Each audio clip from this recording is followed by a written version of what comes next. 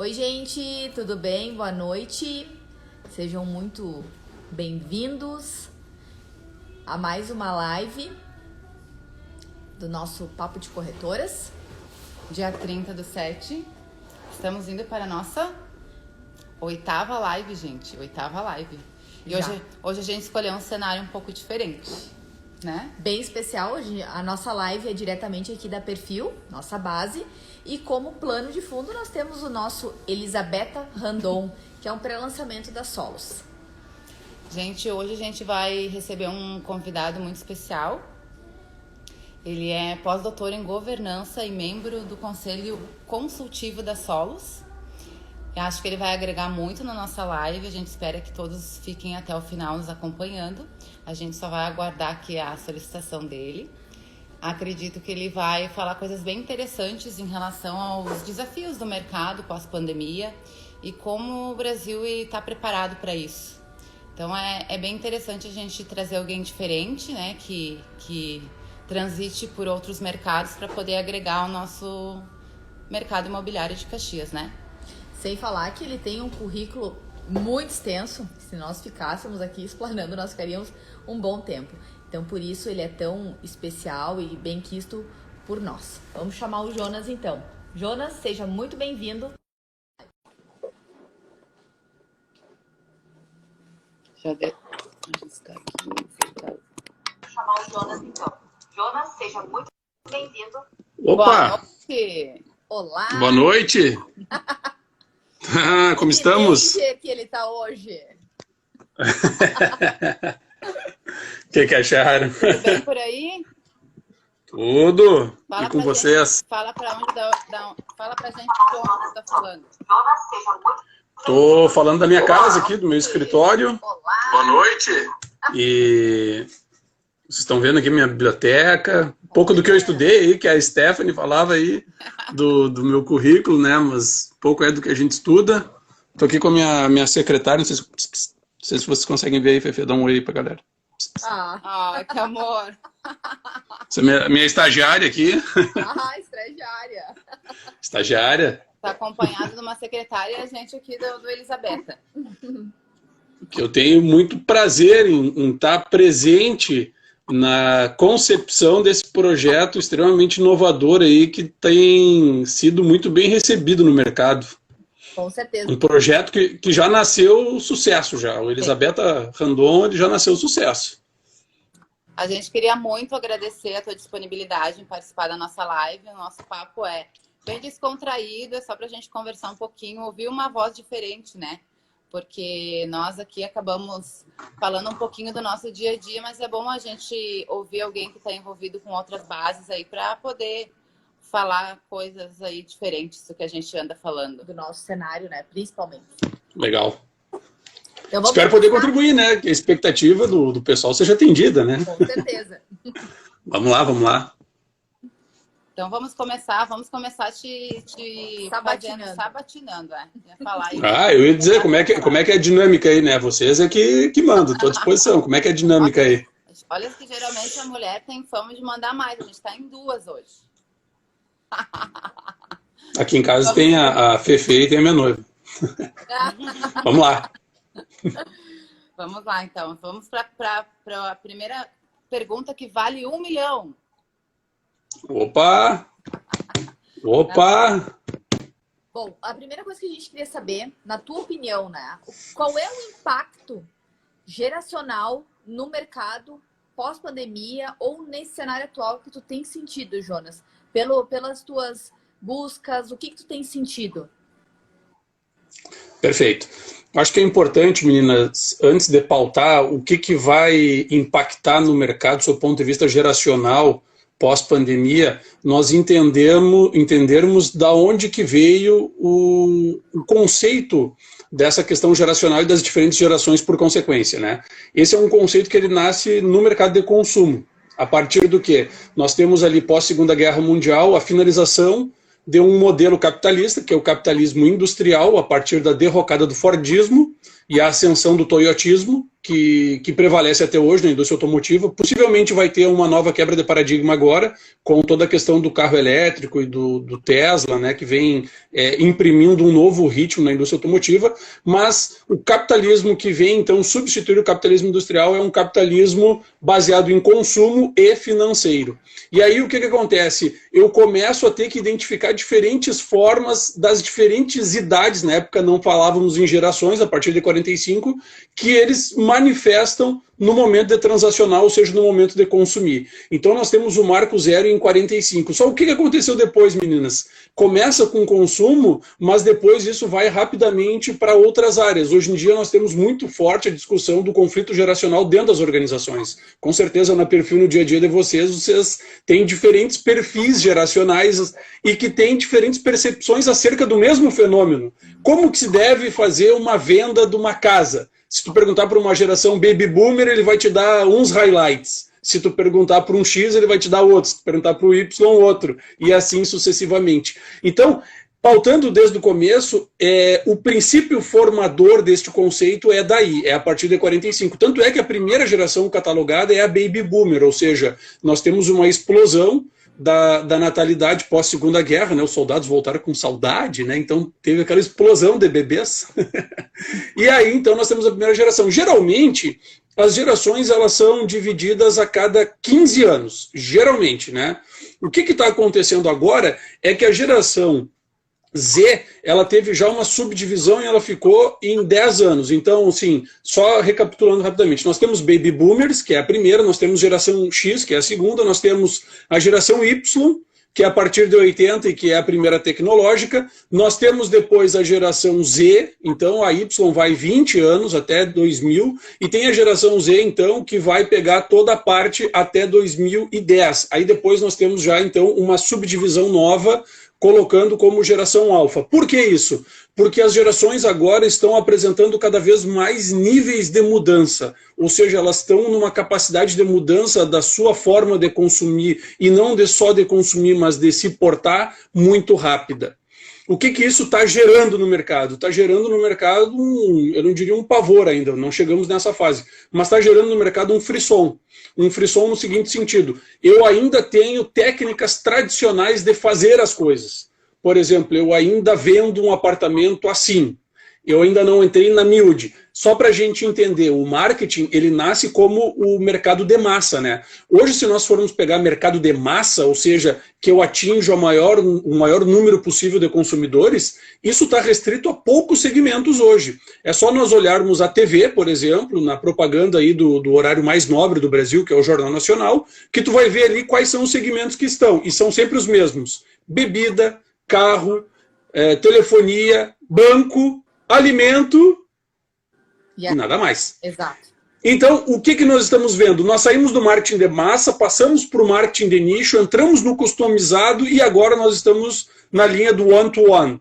Falando muito em convergência, falando muito nessa questão de tentar ser o mais assertivo possível. Então a gente fala em omnichannel. O que é o conceito de omnichannel? É a gente ter capacidade de efetivamente conseguir cercear o consumidor dentro dos diferentes canais que ele transita, sem que eu seja cansativo, né, Claudinho? Os TikToks aí, né? Então eu tenho que fazer dentro de uma forma que eu abarque o maior número possível dos meus views, né, ou quem vai ver, né, e quem me segue, mas a gente sabe que também isso não é uma retórica única, não necessariamente quem me vê é quem me segue, especialmente quando eu falo num perfil de rede social mais comercial, eu estou falando num perfil aberto, né? Esse é um princípio básico e universal. Quem estabelece um perfil comercial não pode ter ele fechado, porque as pessoas, obviamente, têm que entrar ali, tem que ter uma degustação daquele conteúdo, a geração de conteúdo, e depois disso, efetivamente, então, ela dando relevância, ela passa a seguir e acompanhar, então, todo aquele trabalho. Então, a gente sai do marketing de massa e hoje nós estamos no one-to-one. Tanto é verdade, Stephanie, que tu vai chegar agora no final de semana e o Netflix vai te mandar um e-mail e vai dizer assim: Stephanie, a temporada da série que tu viu vai estrear tal dia, a 4ª temporada.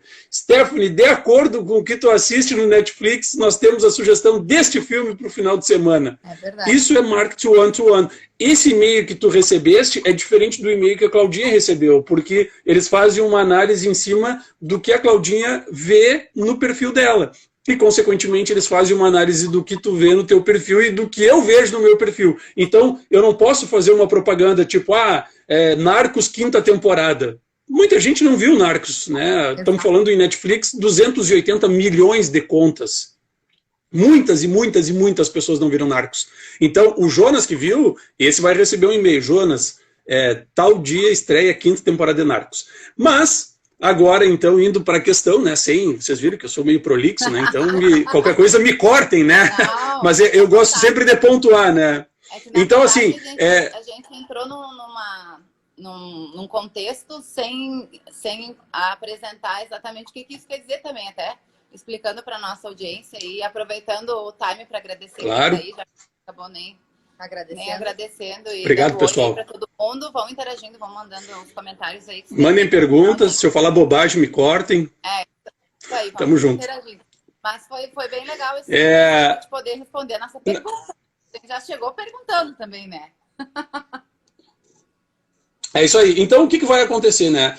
Essa geração agora que está chegando, vamos botar aí a partir do ano 2000, vamos considerar como Z, porque são efetivamente aqueles que estão entrando no mercado de trabalho agora, né? Digamos aí 17, início de, talvez os mais precoces ali num estágio em 16, menor aprendiz, mas efetivamente a partir de 18, com 18 anos, 19 agora e 20, com toda essa questão desse cenário, que estão entrando efetivamente no mercado de trabalho. Essa geração já é uma geração que tem a questão tecnológica aflorada, né? Tu entregar um celular hoje, tu pedir para um adolescente, dedinho, ele pula a propaganda, sabe como pular vídeo, faz tudo, né?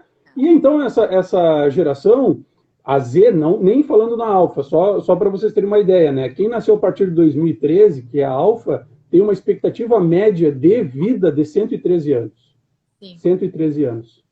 Então, é o que eu digo sempre assim, a gente ainda está, isso não é uma crítica, apenas uma constatação por fazer parte do conselho de uma empresa que eu tenho como uma empresa inovadora no seu mercado, que é a Solos. Um abraço aí para a Carol, que está nos acompanhando, se o chefe Davi tiver, um abraço, chefe, também.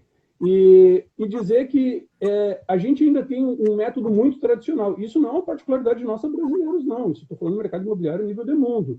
Nós, na minha empresa, a gente tem muita relação com fundos de investimento, e isso é uma questão que é muito nova para todo mundo. Então está todo mundo no mesmo barco. Não é uma questão assim, nós brasileiros estamos num timing atrás. Não é verdade. Então o que acontece? Essa geração ela já nasceu com facilidades. Por exemplo, para viajar para fora do Brasil demorou um bom tempo, né? Hoje em dia, esse pessoal tem uma facilidade muito maior. Eu tenho muito mais facilidade de parcelamento. O valor médio de uma passagem caiu muito, né? Nós ouvíamos nossos pais, nossos avós, aqueles que tinham um pouco mais de condição, até os parentes mais próximos, os amigos que viajavam antigamente na saudosa Varig, que servia frango, servia peixe, servia carne, né? Alguns traziam para casa. O que trouxe de presente para mim? O cara trouxe uma colher da Varig. Os talheres. Os talheres da Varig, né? Da Varig em casa. Era um souvenir de viagem, o cara não comprava nada para os parentes, trazia uma colher, um garfo, uma faca da Varig, né? Então, essa geração já começou a viajar muito mais. Então, eles são muito mais globalizados, no sentido de conhecimento de outras culturas. Obviamente que hoje, pelo acesso à informação que eles têm muito mais facilidade de idioma, e isso vai levar com que eles tenham um desprendimento material muito maior que a nossa geração. A minha, que é, por exemplo, geração Y, sou de 82, né, 38 anos. Além por quê? Tem muito imediatistas, né? Vale extremamente imediatistas, né? Muito imediatistas, né? Extremamente imediatistas, né? Então eu fico sempre fazendo aquela correlação para os mercados no qual eu atuo, que é assim, como que eu crio sentido na venda de um imóvel para essa geração que está chegando, eles estão no mercado de trabalho, então daqui a pouco, ainda mais agora, né, pessoal, momento histórico para o mercado ainda, quem não se deu conta, imobiliário, taxa de juros, assim, módicas, Selic baixa, com parcela para 2021, refinanciamento do consórcio que tem para comprar outro, ou seja, quem não tiver a oportunidade agora de comprar vai perder uma oportunidade ímpar. O cavalo vai passar, como a gente diz na nossa terra aqui, né? Vai passar encilhado agora. Então, assim, quem está na dúvida, por favor. Outra coisa, quem está na dúvida, as meninas aqui podem informar vocês. Eu passei um infográfico para elas no nosso Aquece, né? a dimensão do que é o mercado imobiliário no mundo, pessoal. E aí vocês estão vendo agora, da qualquer crise o pessoal foge para quê? Mercado imobiliário. Por quê? Segurança, né, pessoal? A gente está falando no mercado, posso contar?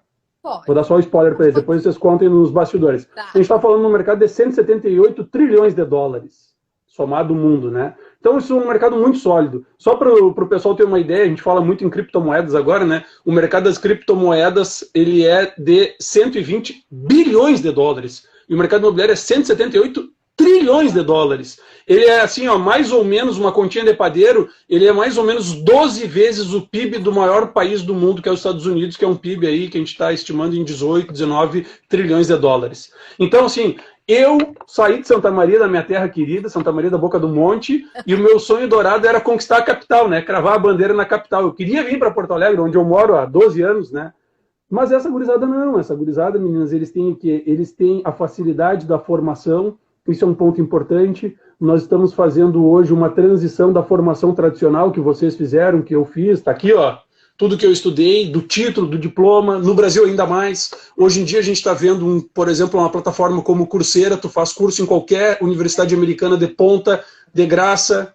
Então, o ensino, o conhecimento, muito mais que o ensino, mas o ensino também, porque é uma das vertentes, uma das formas do conhecimento, ele está ficando cada vez mais universal, mais acessível. Essa geração, então, ela está vindo com uma formação complementar, com habilidades que a gente fala skills, né, muito diferentes das nossas, e para o mercado imobilizado, não vou falar só imobiliário, porque seria uma falácia, para o mercado imobilizado, carro, imóveis, isso vai ser efetivamente uma transição, uma quebra de paradigma, um trade-off, né? Por quê? Porque eles vão pensar muito em investir num imóvel e como que esse imóvel vai ter que ser para atender as necessidades deles, que, como a Stephanie disse, eles são uma geração muito mais imediatista, ou seja, eles trabalham por propósito. Fica aí já o insight, que é o quê? A venda pelo propósito. A tua vida, neste momento, é isso. Não necessariamente tu vai projetar a tua vida, falando o discurso para essa geração, não necessariamente tu vai projetar a tua vida para 50 anos em Caxias, 50 anos no mercado da Serra. Então, a venda, ela vai tomar um aspecto diferente, que é para atender aquele momento. E assim como ele comprou, daqui a pouco ele já pode vender. Então, nós teremos uma rotatividade, quando essa geração começar a chegar com mais ênfase no mercado, nós teremos uma rotatividade em termos de mercado imobiliário muito grande. Porque também, atrelado a isso, nós não podemos esquecer. Eu, falando no meu exemplo, sou daqueles que o pai e a mãe diziam: tudo que o pai e a mãe fazem é por vocês. Sim. O pai e a mãe estão trabalhando para deixar alguma coisa para vocês. Não muda, né? Então, hoje, o que a gente... Exatamente. Hoje, para essa geração, o que a gente pode deixar? Pode deixar uma boa educação, uma boa formação e, claro, né, os que têm mais condições, não necessariamente em termos de recursos, mas acesso a crédito, que quiserem deixar, tem que ter ciência que não necessariamente ele vai manter aquele imóvel por toda a vida. Eu tenho um imóvel que eu ganhei do meu pai em Santa Maria, eu tenho um apreço muito grande em vendê-lo, né? Meu pai já não está mais entre nós, já está no plano superior, e eu fico com sempre aquela questão assim, pô, mas foi uma herança do meu pai e tal, uma questão sentimental. Essa geração ela não é tão sentimental, ela não é tão territorial, ela é muito mais do mundo. Efetivamente, esse é o ponto. Eles são cidadãos do mundo. Nós, a minha geração, geração X, geração Baby Boomer, são cidadãos efetivamente, quem nasceu aqui, gaúchos, quem nasceu no Brasil, brasileiros, e essa geração é uma geração que é multinacionalista. Esse é o primeiro resumo, assim, meninas, dessa questão aí. Mas só para concluir isso que tu tem falado, e no nosso dia a dia, como a gente leva isso que tu está falando para o nosso dia a dia, né? A gente sempre sugere, né, e aconselha sempre a busca daquele imóvel que tem uma liquidez rápida, para que em qualquer momento que a pessoa possa mudar o plano de vida dela, né, ela tenha escolhido realmente um produto que consiga resolver a vida dela em pouco tempo, né? Porque cada vez mais a gente sente que essa questão da experiência dessa nova geração é o que norteia a vida como um todo, né? E essa mudança de comportamento que a gente procura se atualizar é em busca realmente dessa mudança, desses novos planos dos jovens. É que hoje, vamos pensar aqui, eu vou falar até por mim, eu com 14 anos, o meu sonho era fazer 18 para comprar o meu carro. Então, eu trabalhei aí durante 4 anos, guardei todo o dinheirinho que eu tinha para comprar o meu carro. A nova geração não tem esse objetivo. Né? Tem alguns que nem pensam nisso. Alguns nem pensam, já pensam em ter outras experiências e até fazer um montante para investir em alguma coisa que lhe dê retorno, né? Então, mais Exato. uma vez, o imóvel vem de encontro a essa nova realidade. É isso aí. Né? É isso aí. Eu acho que cada um tem alguma história aí referente aos seus planos, às suas metas, né? E sempre tem alguém próximo que acerte na questão do imóvel e tem alguma história interessante para contar, né? E aí é aquilo, né, meninas? Um mercado, né, que eu me permiti dar esse spoiler, né? Um mercado de 178 trilhões de dólares, ele não é um mercado que vai desaparecer. Não, claro que não, né? Ele é um mercado extremamente seguro. Só para vocês terem uma ideia, só tem um mercado que é maior que o mercado de derivativos, ou seja, o mercado das ações das empresas. É maior que o imobiliário. O valor das empresas como um todo, ele soma-se num montante maior. Ele dá 400 trilhões de dólares. As empresas Ô, Jonas, o teu som tá bem baixinho. Abaixo? Agora melhorou. Não. Opa, então aqui. Agora deu. Perdão. Então, assim, a gente está falando de um mercado que é o segundo maior mercado do mundo, 178 trilhões de dólares. E, assim, mercado principal, e aí vem um reforço do momento, né? O mercado principal, a gente está falando aí, em 90% desse mercado é residencial.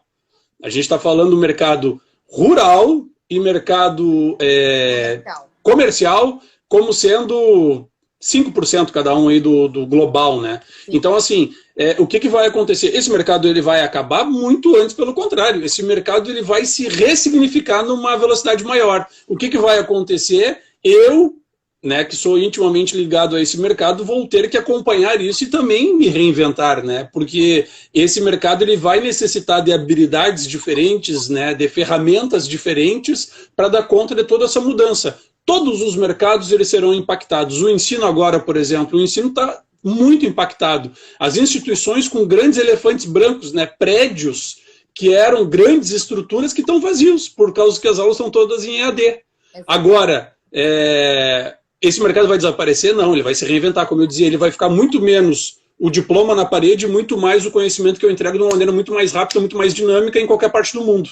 E não necessariamente na instituição de ensino da minha cidade. Mas isso a gente sentiu bastante agora, como a gente teve que se reinventar de uma forma muito rápida diante da pandemia, né? Uhum. Tem saído muitos artigos na internet dizendo que até 2025, por exemplo, a profissão de corretor de imóveis, ela vai sumir. Essa é a chamada. Mas aí depois, quando tu vai lendo nas minúcias, tu vê que não é aquele que não se reinventar e não estiver preparado para estar pronto nesse novo cenário, aí sim, esse vai cair fora. Então, até a gente sente bastante um grande desafio diário de buscar novas formas e experiências para estar encantando esse nosso cliente, que isso a gente tem que agradar a todos os públicos, né? Desde o baby boomer até a geração alfa, né? Que vai por vir. Então, para nós também é um desafio bastante grande. Até então, tu contou uma história para nós outro dia, em referente a uma experiência que tu teve na compra de um carro, ou enfim, não sei se tu comprou, não sei. Eu não gravei se tu comprou, mas eu gravei. Olha que coisa louca, né? Eu não gravei. Drive. Mas o teste que tu fez, pode compartilhar com a gente essa tua experiência? Tu me lembra especificamente que agora me fugiu aqui qual... o test drive do Mini Como é que era? Que tu foste com um especialista. Ah, sim, claro. E casualmente, casualmente foi depois da minha reunião de conselho da Solos, eu saí de Caxias e eu entrei em Porto Alegre pela Carlos Gomes, que a revenda é indo para a Zona Sul, né? Então, o que acontece? Hoje, tu entra na concessionária que vende o Mini Cooper, essa marca, que é uma marca da BMW, e tu entra lá, até o nosso chefe Davi tem uma BMW, tu entra lá e tu é recebido aí, chefe, ó, fazendo propaganda da tua BM. Eu vi que a esposa dele tá aqui, viu? Não vai ficar bravo comigo, dona Marga, eu sei que é tu que manda lá na casa. Então, o que acontece? Tu chega lá, a pessoa te atende, um vendedor ou uma vendedora, e aí o que acaba acontecendo? Ela pergunta, faz todo um secamento, né, do teu interesse, do teu perfil, o que mais se adequa à tua realidade naquele momento, em termos de quantas pessoas tem na tua casa, o tamanho do teu carro, a forma que tu usa, tudo isso. e depois ela te direciona para um consultor especializado, treinado na fábrica, que tem a capacidade de explorar ao máximo o potencial daquele carro naquela tua experiência, que é fazer o test drive. Então, não é o vendedor, que é o cara que vai para o primeira interlocução, digamos assim, mas quando chega tecnicamente, eu quero perguntar quantos quilômetros ele faz na cidade, e aí a pessoa pode dizer, faz tanto, o consumidor não quer mais saber do faz tanto. Então, por exemplo, meninas, quando o cara chega no imóvel e diz assim, esse sol bate de que lado? Deixa eu ver, né, como é que fazia o vento, né, daí faz assim, vê... Não dá mais, né. A localização não dá mais. Então, o que está acontecendo? Eu tenho que ter o máximo de informação possível. Então, quem sai no test drive, nesse caso específico aí, é efetivamente um técnico especialista na marca e que sabe todos os botões. A pessoa não vai ter uma dúvida. Esse botão aqui para que é? Quanto tem do máximo que eu reclinar do meu banco até o acelerador? Tem 1,35 m. O cara te diz tudo, absolutamente tudo. Então, assim, eu queria dar só um spoiler, tá? Com relação ao mercado imobiliário, que eu acho que é importante. Uma coisa que, assim, não esqueçam, vai ficar capilarizado independente da geração.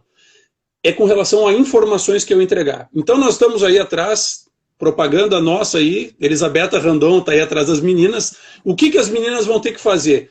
Antigamente, como que eu faria, meninas? Vamos fazer uma experiência como se fosse um test drive agora ao vivo aqui na nossa live, né? Como que eu faria? Eu pegaria as descrições, né? Toda a descrição do imóvel, quantos andares, a metragem e tal, e a posição solar, né, Claudinha? Da onde que veio o vento, aquela coisa toda. É bom secar a roupa aqui, a lavanderia está prevista assim e tal. E acabou. Hoje em dia, não mais. Olha, tem tanto de verde no bairro. O bairro, ele tem tal natureza.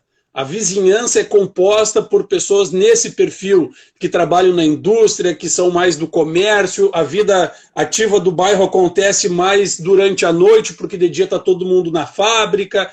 Eu tenho que dar o máximo de informação possível. Tu tem a tantos metros uma faculdade, tu tem a tantos metros uma padaria, tu tem a tantos metros um supermercado, tu tem a tantos metros uma distribuidora de gás, tudo isso eu tenho que entregar de informação para o cara. Porque hoje a gente transcendeu o conceito de uma transação meramente de um carro e de uma transação meramente de um imóvel. Não, eu quero saber efetivamente o que envolve efetivamente esse produto na sua plenitude.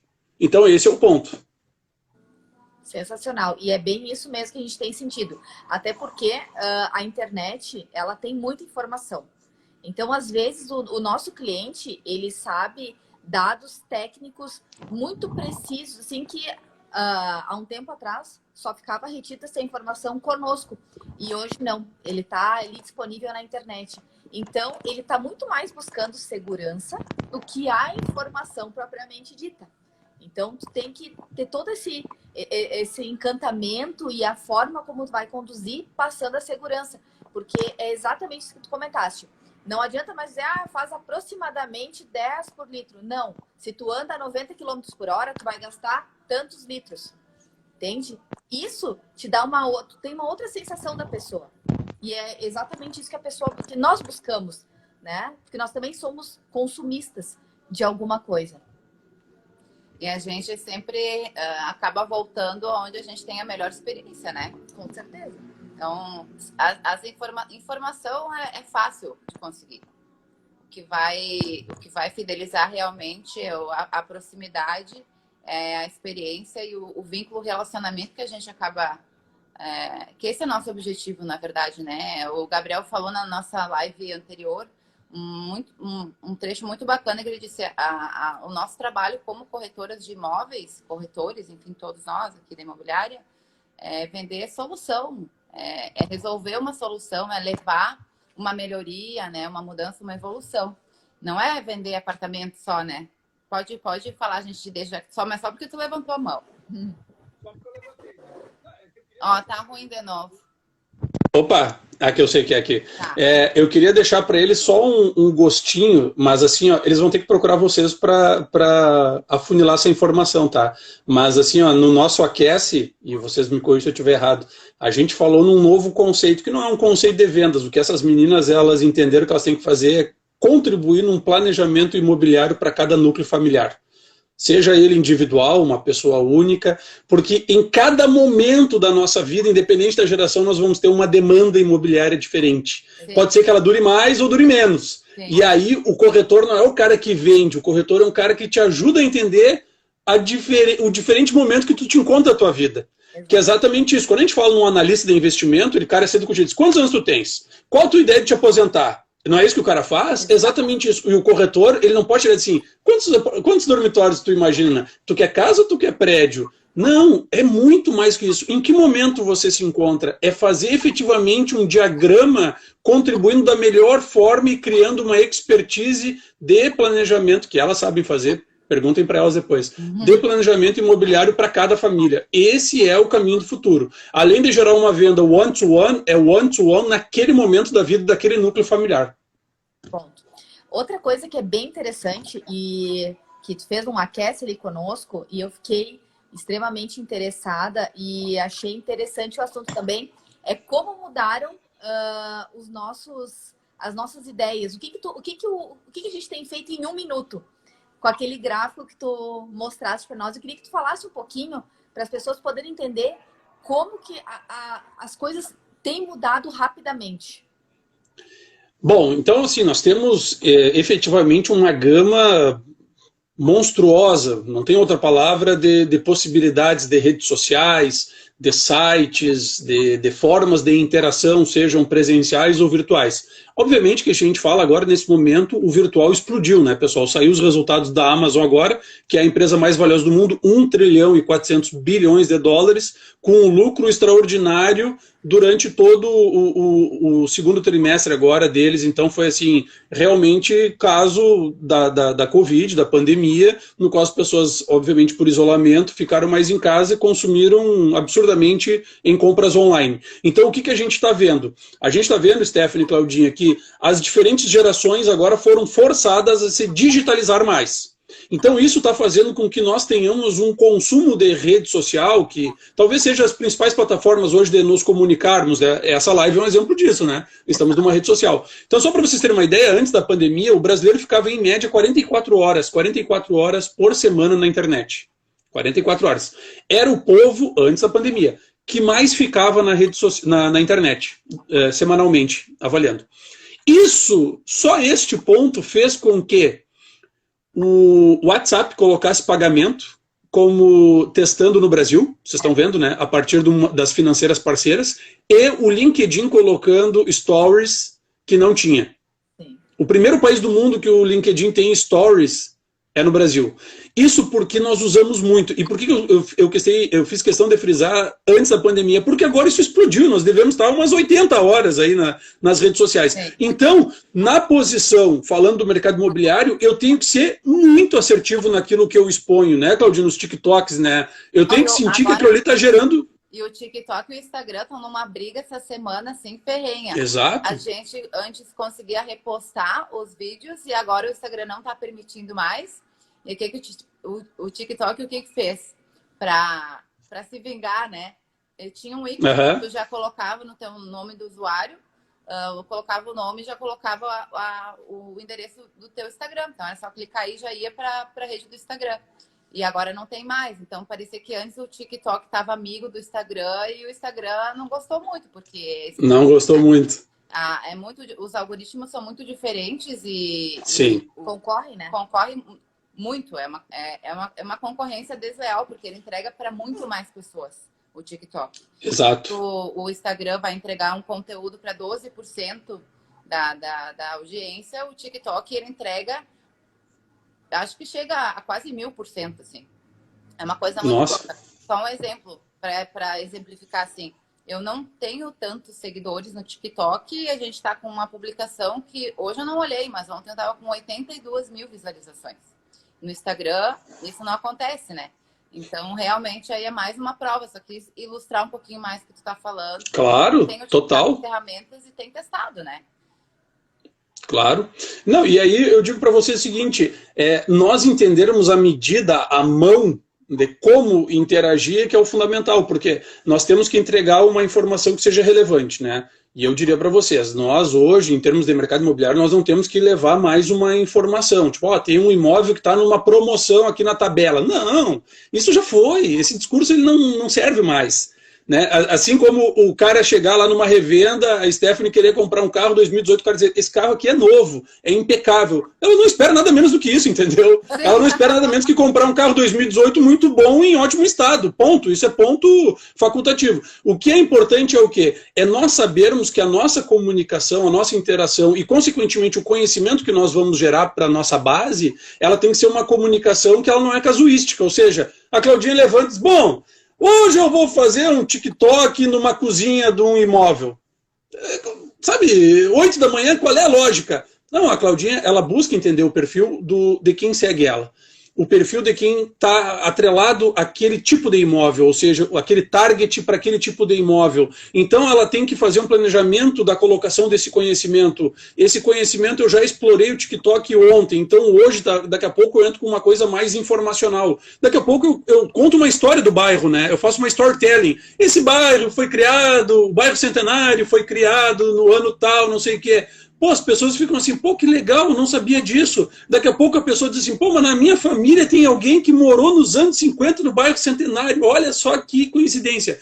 Porque tudo isso vai instigar a base da Claudinha, que são os leads. E aí, a partir disso, a Claudinha vai ficar com cada vez mais leads qualificados para que ela consiga ir refinando aquela informação até chegar pontualmente na entrega daquilo que faz efetivamente o sentido para quem está acompanhando ela. Então, assim, nós temos efetivamente o quê? Nós temos efetivamente uma gama muito grande de ferramentas, nós temos uma gama muito grande de utilização da internet. Antigamente nós usávamos a internet para pesquisa, depois vieram as redes sociais, hoje nós usamos para pedir comida, nós usamos para pedir um carro, né? Nós usamos para comprar passagem aérea, nós usamos para um apartamento, nós usamos para fazer pagamentos, ou seja, no internet banking, ou seja, tudo está online. E aí eu quero chamar a atenção para quem não se deu conta que nós tivemos nos anos 80, década que eu nasci, né? As pessoas dizem no Brasil, foi a década perdida. Não, só um pouquinho, pessoal. Eu nasci nessa década, não pode ser tão perdida assim, tem que valorizar o passe, né? Então, assim, nessa década, o que nós tivemos? Nós tivemos a informatização das empresas. E aí muitas pessoas ficaram, empresários especialmente, ficaram naquela dúvida, né?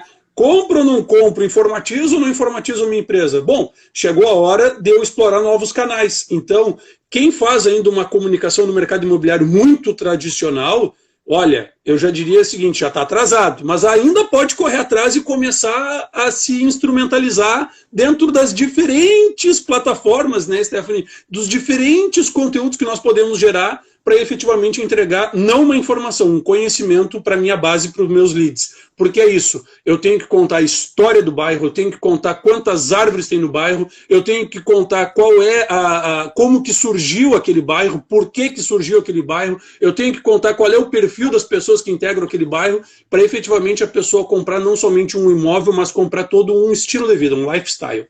Exatamente, com certeza. Faz todo sentido.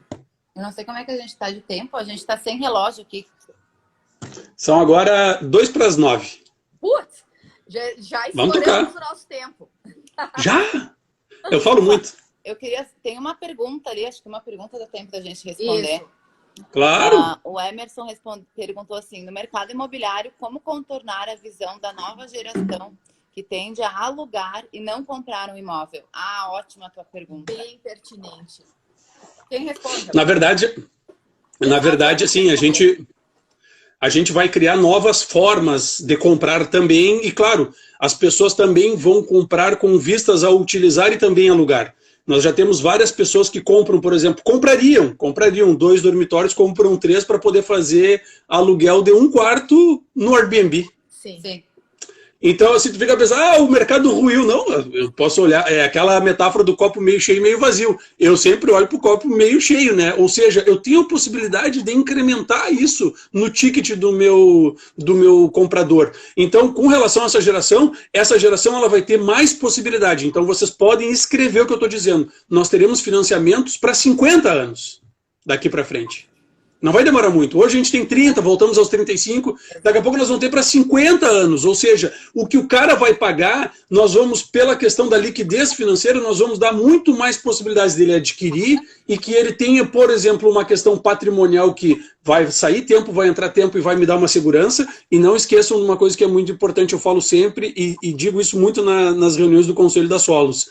Nessa pandemia que gerou uma crise, o que aconteceu? Quem tinha imóvel conseguiu taxas melhores de financiamento para sua empresa, conseguiu prazo maior, conseguiu o quê? Mais capital. Por quê? Porque tem garantias reais. E aí nós estávamos vivendo, eu vou me permitir dizer isso, nós estávamos vivendo numa época no qual estava todo mundo apaixonado pela Bolsa antes da pandemia, né? Sim. Ah, porque não invista, porque é Bolsa, porque é Bolsa. Olha, eu não sei onde que foram parar, eu pesquiso, eu procuro aqui, mas onde é que estão os caras da Bolsa? Onde é que foram parar? E o que eu vejo agora? Até o Davi compartilhou, o nosso CEO compartilhou, e eu pedi para mandar no grupo dos maratonistas da Solos, que o que está mais movimentando nesse momento agora na Bolsa Brasileira, o que está no up-to-date? Fundos imobiliários, todo mundo, ó, pum, correu para onde? Para onde é seguro. Então essa geração, eles são, Stephanie, baseados em propósito, sim. Eles são muito mais voláteis, sim, mas eles também não são bobos. E outra coisa, muitos vão herdar patrimônio da geração passada. E aí, isso ninguém vai queimar, né? Ninguém, todo mundo diz, ah, o cara é louco. É, mas tem aquela coisa, um, ele come o número 2 e o outro ele rasga dinheiro. Não, então ele não é louco, né? A gente sabe que não é louco.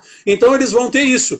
E aí, o que eu digo? A questão do alugar, o alugar, pessoal, vai entrar tempo, vai sair tempo, vai vir os dinossauros de novo, vai dar uma hecatombe, vai dar um terremoto, um maremoto, mas alugar nunca vai ser a tua casa para te pegar e ver com o engenheiro, com o arquiteto, se dá para quebrar a parede, quebra a parede e bota ali um negócio. Não, não, isso só na tua casa.